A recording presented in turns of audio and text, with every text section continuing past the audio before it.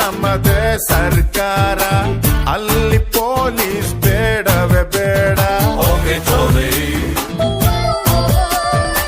ನಾಡಿಗೆ ನನ್ನ ಹೆಸರಿಡಬೇಕು, ಸ್ಕೂಲಲ್ಲಿ ನಂದು ಲೆಸನ್ ಇರಬೇಕು.